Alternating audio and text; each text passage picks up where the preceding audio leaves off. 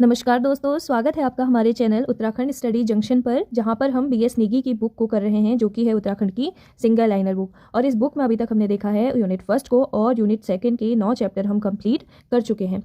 Unit second का जो 9th chapter है, स्वतंत्रता संग्राम में राज्य समाचार पत्रों का योगदान, इसका पार्ट 1 हम कंप्लीट कर चुके हैं। अब इसका पार्ट 2 है, जिसमें हम देखेंगे कि उत्तराखंड इतिहास की जो विशिष्ट शब्दावली हैं उनके क्या क्या अर्थ होते हैं, और उत्तराखंड में जो अन्न भंडारण के लिए माप की पद्धतियाँ पुराने समय में यूज़ की जाती थी वो क्या क्या थी। तो आइए शुरू करते हैं। जिसमें थात कहा जाता था भूमि को और थातवान कहा जाता था भूमि के स्वामी को। भूमि के लिए थात शब्द का प्रयोग किया जाता था और भूस्वामी के लिए थातवान शब्द का प्रयोग किया जाता था। खैकर या खाइकर कहा जाता था थातवान के स्थायी कृषक को। जो थातवान का यानी कि भूस्वामी का स्थायी कृषक था उसे खैकर कहा जाता था।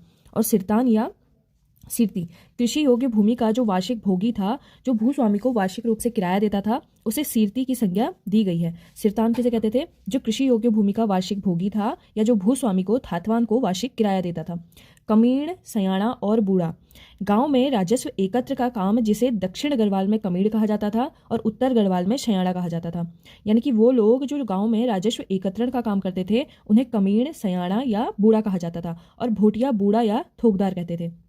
दक्षिण गढ़वाल का जो क्षेत्र है इसमें कमीण कहा जाता था राजस्व एकत्रण करने वाले लोगों को, और उत्तरी गढ़वाल के क्षेत्र में उन्हें सयाणा कहा जाता था, और जो भोटिया लोग थे वो बूढ़ा या थोकदार कहते थे। चुपटौला छोटे जल क्षेत्र जिसका उपयोग चरवाह व मवेशी करते थे, यानी कि वहाँ से चरवाह और मवेशी क्या करते थे? जल पीते थे या पानी पीते होंगे, तो उसे चुपटौला कहते हैं। गूंठ या विष्णुप्रीति जो भूमि मंदिरों के रखरखाव के राजस्व के लिए प्रयोग होती थी उसे गूंठ भूमि कहा जाता था या विष्णुप्रीति भूमि कहा जाता था। तो शासक क्या करते थे उस टाइम पर? मंदिरों को भूमि दान में दे देते थे, तो उसको गूंठ भूमि कहा जाता है। जो भूमि मंदिरों के रखरखाव या राजस्व के लिए दी जाती थी उसे गूंठ भूमि कहा जाता है। सदावर्त वह अनुदान जो धर्मार्थ कार्यों के लिए उपयोग या तीर्थयात्रियों के भोजन की व्यवस्था के लिए प्रयोग होता है।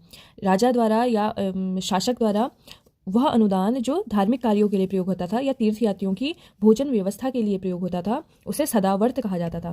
फेरा भात यह मध्यकालीन कुमाऊं में शासकों के द्वारा दौरे पर जाने वाले राज्य कर्मियों के लिए लिया जाने वाला एक प्रकार का कर था। इसके अंतर्गत वहां निवासियों को उन्हें खाद्य सामग्री सुलभ करानी होती थी, जिसे फेरा भात कहा जाता था। राज्य के कर्मचारी जब भी दौरे पर जाते थे वे अपने क्षेत्र में पड़ने वाले लोगों से फेरा भात के रूप में यह कर लेते थे। फेरा भात होता था बेसिकली राज्य के कर्मचारियों के लिए जो राजा के साथ या शासक के साथ दौरे पर जाएंगे, और अगर वो उनका जैसे क्षेत्र होगा तो वह अपने क्षेत्र के लोगों से क्या लेंगे? फेरा भात लेंगे, मतलब अपने क्षेत्र के लोगों से कर लेंगे ताकि उनको वहाँ पे खाद्य सामग्री सुलभ तरीके से मिल पाए। भात बाकरू यह मध्यकालीन कुमाऊं के शासकों द्वारा खेती हर प्रजा पर लगाए जाने वाला एक प्रकार का कर था। इसके अंतर्गत क्षेत्र के कृषकों से दाल, चावल, नमक, घी और बकरा लिया जाता था। मध्यकालीन कुमाऊं का जो क्षेत्र है ना, यहाँ पर जो शासक थे वो प्रजा पर लगाए जाने वाला एक कर था भात बाकरू, जिससे क्या होता था कि शासक अपने क्षेत्र के कृषकों से दाल, चावल, नमक, घी, बकरा ये सब कुछ लेते थे। गंगनाथ देवता गंगनाथ देवता की पूजा की जाती है, जो अल्मोड़ा में घर घर पूजा जाने वाला देवता है। सौणी सैर टिहरी राज्य के शासनकाल में वसूल किया जाने वाला एक कर था, जो प्रत्येक ब्याई हुई गाय भैंस पर प्रतिवर्ष सवाई सेर के हिसाब से वसूला जाता था। जब भी गाय या भैंस अपना बच्चा देंगे तो हर वर्ष सवाई सेर के हिसाब से वसूला जाता था, और टिहरी राज्य में था ये सौणी सैर नाम का जो कर था।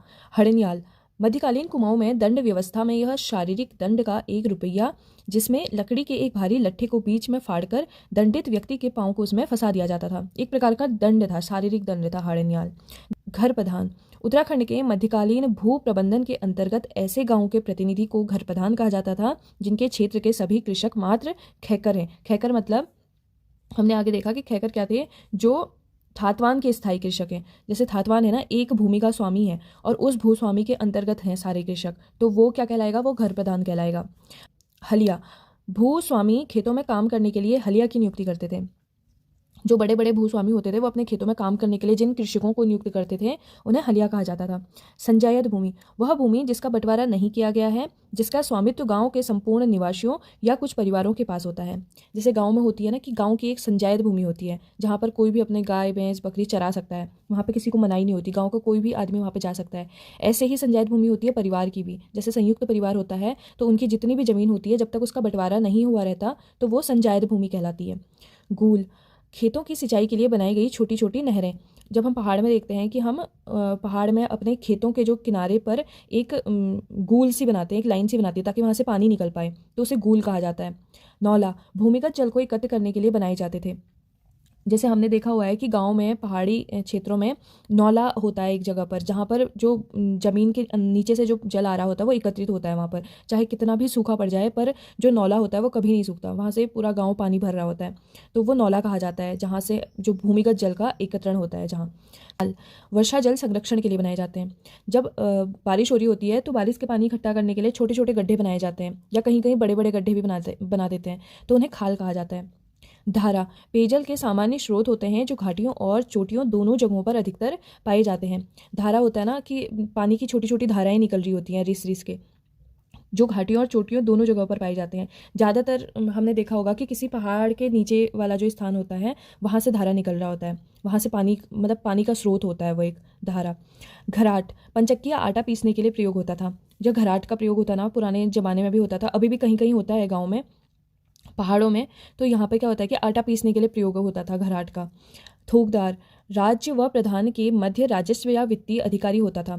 जो हमारे कमीर सयाना और हमने बूढ़ा देखे थे, तो जो कमीर सयाना और बूढ़ा होते हैं वो क्या करते हैं, जो गाँव का राजस्व है वो एकत्रण करते हैं और थोकदार को सौंप देते हैं, और थोकदार क्या करता था, उसे राजा के पास लेके जाता है, शासक के पास लेके जाता है। तो थोकदार होता है राज्य और प्रधान के मध्य में राजस्व या वित्तीय अधिकारी।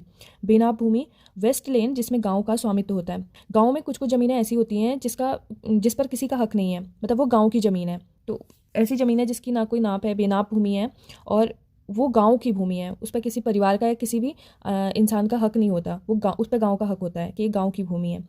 केसरे हिंद भूमि बंजर भूमि या जहाँ कभी खेती न की गई हो, इसका स्वामित्व राज्य सरकार के पास होता है।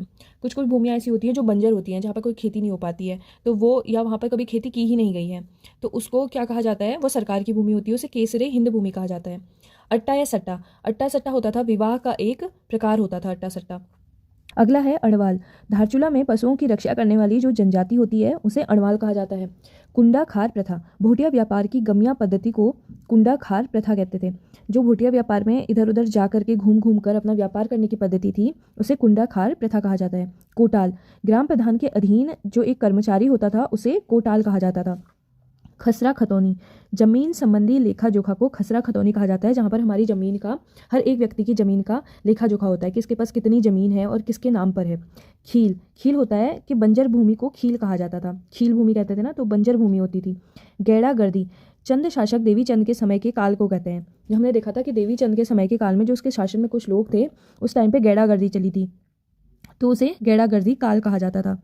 चंपुली, चंपुली है शोका जनजाति का एक लोक नृत्य। चंपुली शोका जनजाति में एक लोक नृत्य है। जरीब, ब्रिटिश काल में विकेट द्वारा भूमि मापक के लिए प्रयुक्त जिस छड़ का प्रयोग किया जाता था उसे जरीब कहा जाता था। विकेट ने एक भूमि के मापन के लिए एक छड़ का प्रयोग किया था जिसे जरीब कहा जाता था। थर्प, कत्यूरी काल में शासकों के प्रशासनिक भवनों को थर्प कहा जाता था। जो कत्यूरी काल में शासकों के प्रशासनिक भवन होते थे उन्हें थर्प कहा जाता था।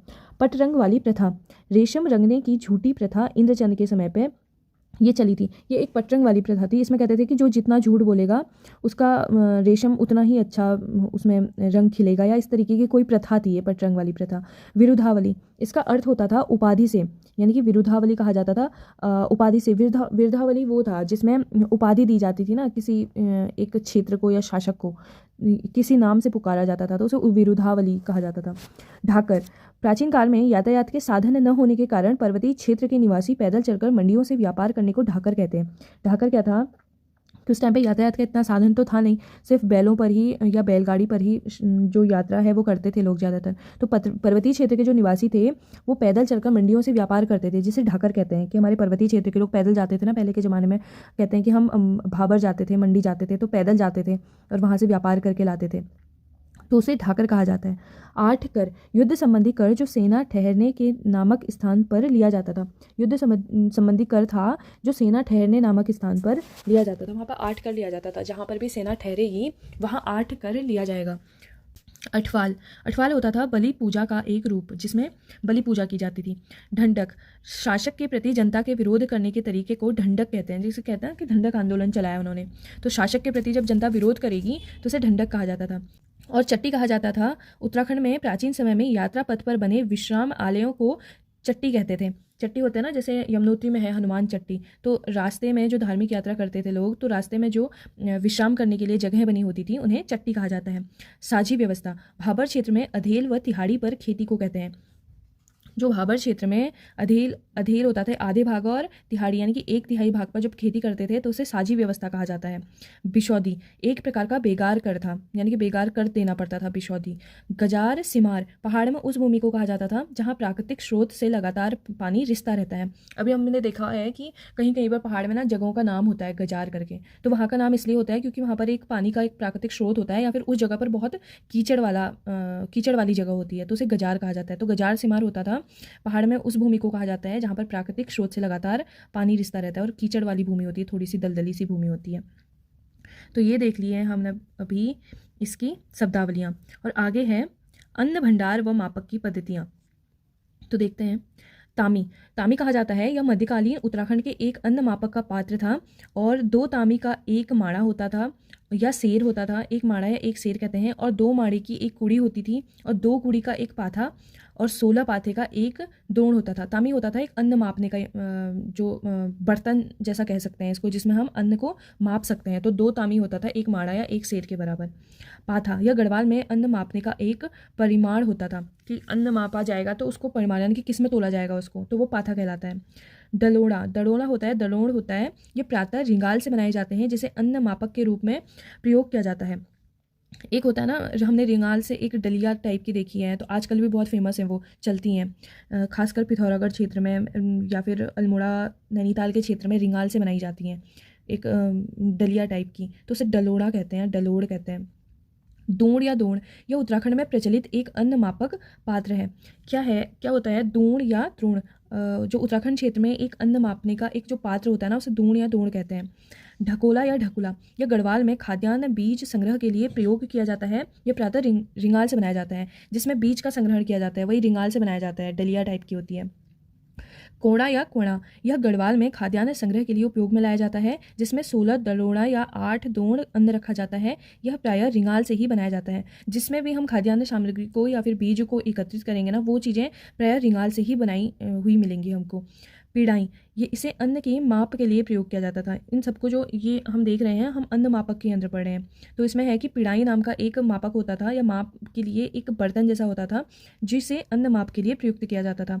कोठार यह लकड़ी से बनी होती है, इसे अनाज संग्रह के लिए प्रयोग किया जाता है। इसमें अनाज लंबे समय तक रखने पर भी खराब नहीं होता। हमने अगर अपने पुराने घरों में कभी देखा हो या गाँव में पहाड़ी क्षेत्रों में देखा हो, एक बहुत बड़ा कह सकते हैं कि डिब्बा तरीके का होता है, और उसमें नीचे छोटा सा एक उसका ढक्कन होता है, नीचे की तरफ को होता है, और ऊपर होता है एक बड़ा ढक्कन होता है उसका। जो नीचे की तरफ ढक्कन लगा होता है ना, वहाँ से हम अनाज निकालते थे, तो उसे कोठार कहते हैं। खलूटी यह प्रायः छोटी आकार की होती थी। इसे दालें, हल्दी और अन्य 4-5 किलोग्राम वजन तक की वस्तुओं को इसमें भरकर रख देते थे। खलूटी होती है जिसमें 4-5 किलो की चीज़ें या फिर हल्दी वगैरह, जब गाँव में हल्दी वगैरह होती हैं तो उसमें भर करके रख दी जाती हैं, दाल, हल्दी, अदरक, इस तरीके की चीज़ें, या लहसुन, तो उसे खलूटी कहा जाता है। आगे है गटाल। आकार छोटा होने के कारण इसमें 1-2 मन अनाज रखा जा सकता है। गटाल होता है जिसमें अनाज एकत्रण करते थे। भौरा या दोबड़ी यह चुलाई के भंडारण के लिए उपयोग में लाया जाता है, और कहा जाता है कि चुलाई कई वर्षों तक खराब नहीं होता। लोग प्रतिवर्ष अतिरिक्त चुलाई को डोबड़ी में डालते रहते हैं, यानी कि एक ऐसा बड़े आकार का बर्तन जिसमें हम चुलाई का भंडारण करते हैं। खाल यह बकरे की खाल से बना होता है, जो बोरी के स्थान पर अनाज रखने के लिए प्रयुक्त किया जाता है। तो पुराने ज़माने में यूज़ होती होंगी ये वाली चीज़ें। तो बकरे की खाल से बना होता है, और जो बोरी होती है हमारा जूट का जो बना होता है बोरी, उसमें अनाज रखने के लिए प्रयोग होता है, उसी के समान होता था। भकार प्राचीन समय में पर्वतीय क्षेत्रों में यह खाद्यान्न संग्रहण के लिए प्रयुक्त किया जाता था। हमारी बहुत बड़ा बेड होता है ना, डबल बेड, उसके जैसा होता है, बहुत बड़ा सा होता है, इसमें खाद्यान्न का संग्रहण किया जाता है। खलूटा क्या होता है कि बकरे की खाल से बना होता है। इसका उपयोग खेतों में गेहूं, धान, मंडुआ आदि अनाजों को बोने के लिए ले जाते समय और अनाज को घराट में पिसवाने के लिए ले जाते समय किया जाता है। एक ऐसा थैला टाइप का बड़ा, जिसमें हम गेहूं, धान, मंडुए को लेके जा सकते हैं, या तो बोने के लिए लेके जा सकते हैं या फिर हम उसको पिसवाने के लिए लेके जा सकते हैं, यानी कि बहुत बड़ा एक थैला होता है, यानी कि बोरी के समान होता है, तो उसे खलूटा कहा जाता है, जो बकरी की खाल से बनता है। मटियावा या छन्नी गढ़वाल में गेहूं, जौ, मंडुआ दालें कुटाई के बाद उनको छानने के लिए प्रयोग किया जाता है, उसे मटियावा या छन्नी कहा जाता है। ये तो समझ में आ गया होगा कि बहुत बड़ा एक छन्नी टाइप की होती है, बहुत बड़े आकार की होती है। तो उसमें गेहूँ, जौ, मडवा, दालें ये सब कुटाई के बाद उनको छाना जाता है। पंचायत अनाज भंडार की परंपरा। लगभग 9 दशक पहले उत्तराखंड के कई गांवों में, विशेषकर गांव गढ़वाल में, एक पंचायती अनाज भंडार का प्रयोग किया जाता था, जहां उस समुदाय के लिए अनाज एकत्रित किया करके रखा जाता था। क्या करते थे गांव, जो गढ़वाल का एक पंचायती अनाज भंडार है, वहाँ पे क्या करते थे कि समुदाय के लिए अनाज को वहाँ पर एकत्रित करके रखा जाता था। तो वो था पंचायत का अनाज भंडार की परंपरा। तो ये है हमारा अन्न भंडार व मापक की पद्धतियाँ। इसमें बहुत इंपॉर्टेंट है, ऐसे क्वेश्चन एग्जाम्स में पूछे जाते हैं। जैसे तामी है, अन्न मापक की यंत्र है। पाथा है, पाटा तो अन्न मापने का एक परिमाण है कि पाथे से उसको तोला जाएगा, मापा जाएगा। डलोड़ा है, डलिया टाइप की। दूंड है, ढकोला है, जिसमें बीज संग्रहण किया जाता है और रिंगाल से बनाए जाते हैं। अगर मुझे इनके पिक्चर्स मिले तो मैं इनके पिक्चर्स भी इसमें साथ साथ में ऐड कर दूँगी। तो ये हमने अभी देख लिया हमारा चैप्टर 9, जिसमें हमने देखा स्वतंत्रता संग्राम में राज्य समाचार पत्रों का योगदान। इसमें हमने समाचार पत्रों को देख लिया, साथ में हमने देख लिया कुछ इतिहास की विशिष्ट शब्दावलियाँ और अन्न भंडारण व माप की पद्धतियाँ। तो इसका अगला चैप्टर है पृथक राज्य में मांग और आंदोलन। इसके साथ में हमारा यूनिट 2 कंप्लीट हो जाएगा। तो इसे करेंगे हम नेक्स्ट वीडियो में। तो मिलती हूँ आपसे अगली वीडियो में। धन्यवाद।